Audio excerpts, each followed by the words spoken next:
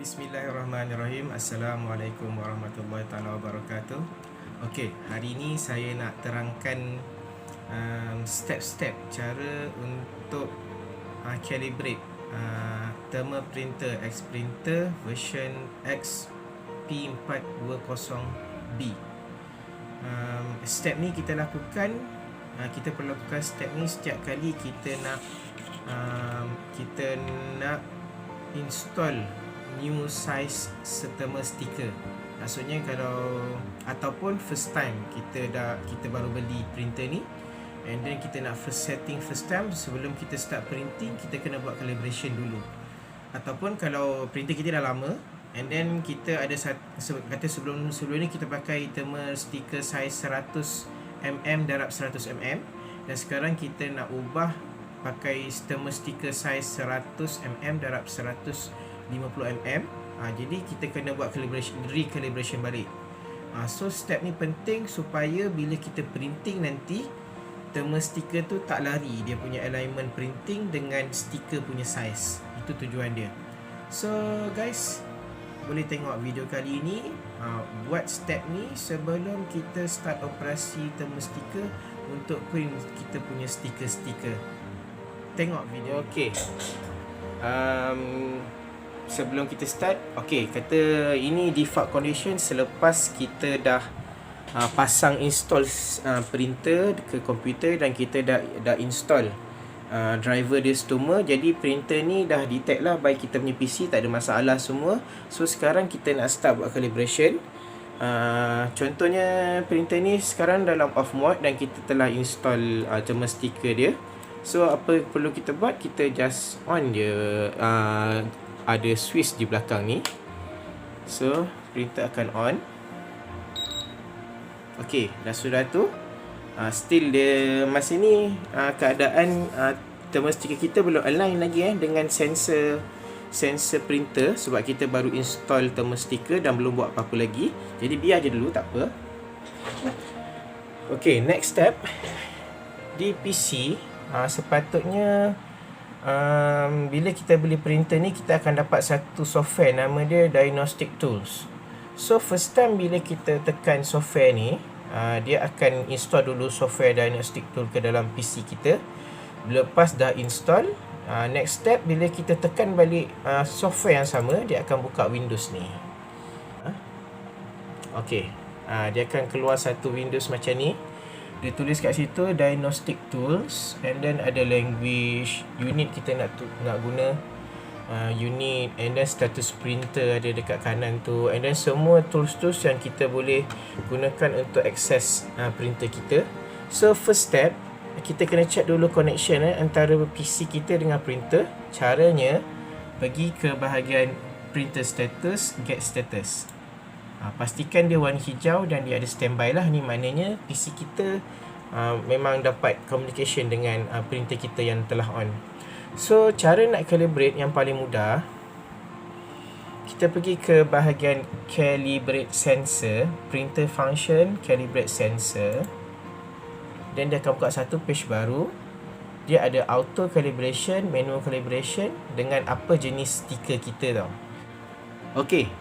Untuk stiker jenis ni, kalau tengok kat sini, jenis-jenis media type dia ada gap, black mark, continuous, auto selection. Untuk stiker jenis biasa macam ni, dia tak ada apa-apa marking ke apa dekat atas stiker. Ini merupakan jenis stiker gap. Kalau tengok, dia dekat antara stiker ni dia ada gap. Antara stiker dengan stiker. Ada jenis stiker dia tak ada gap, itu jenis continuous. Jadi untuk stiker jenis ni dia ada gap, kita panggil dia gap. Kita pilih yang gap punya calibration, and kita kena measure panjang stiker, pakai pembaris. Measure panjang stiker berapa. Saya dah measure stiker ni 150mm panjang, dan gap dia berapa mm. Saya dah measure untuk stiker saya ni, gap dia dalam 3mm. Dapatkan dua data tu Dapatkan dua data tu dulu.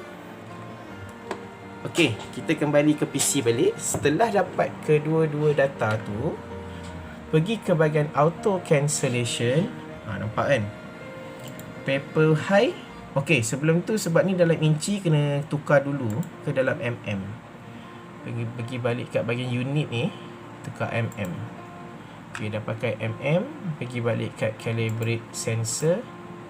Baru di dalam mm. Okey, paper height is macam kes saya 150 mm, gap 3 mm. Okey, jadi nanti bila kita tekan calibrate, button calibrate bawah ni,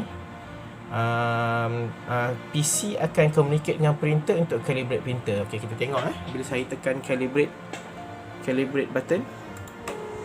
So dia akan extend 3 kopi untuk calibrate kedudukan stiker. Okey, dalam kes macam ni dia dah calibrate lah kedudukan stiker. So nak tahu calibration dia betul ke tidak, kita tutup je page ni. Lepas tu kita masukkan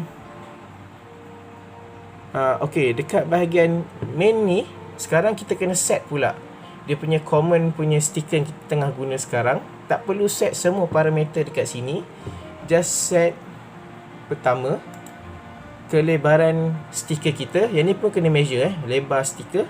Dalam kes saya lebar stiker 100 mm, high stiker 150, and then gap kita tadi kita measure 3 mm. Okey, katalah set default ni yang ni gap offset tau. Gap offset letak kosong saja dulu. Okey, setelah set itu saja, dah set semua benda ni, tekan save dekat bawah ni, tekan save. Okey, tekan save banyak kali pun tak apa. So dia akan masukkan semua data ni ke dalam printer, memory printer.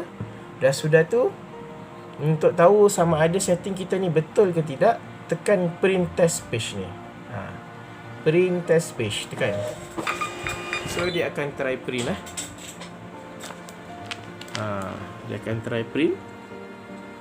Okey, kalau tengok bentuk dia cantik je, maknanya printing kita okey. Maknanya setting kita okey lah. So setelah habis semua proses ni, just tutup je diagnostic tool ni. Okey, dalam keadaan sekarang kita telah boleh menggunakan printer kita untuk tujuan printing biasa. Okey, itu cara-cara dia untuk kita calibrate printer kita. Kalau ada apa-apa soalan pasal calibration printer ni, boleh tanya di ruangan komen. Dan untuk tahu lebih lanjut mengenai isu-isu lain tentang penggunaan X printer, thermal printer ni, boleh rujuk video-video saya yang lain. Saya ada buat video untuk Xboxing,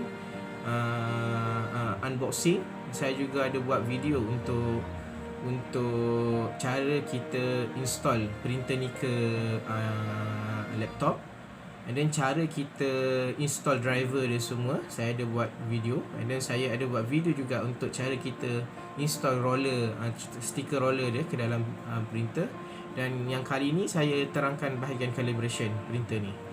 Okey, lepas ni saya akan share pula video cara untuk kita printing kita punya dokumen. Dalam kes saya khaskan kepada shipping waybill untuk Shopee dan Lazada, macam mana kita nak print melalui thermal printer ini. So kalau suka konten yang saya share ni, boleh share kepada orang-orang lain, dan juga boleh like channel saya, follow channel saya, subscribe channel saya jika berminat untuk mengikuti sharing-sharing saya yang seterusnya. Dari itu, Assalamualaikum warahmatullahi taala wabarakatuh.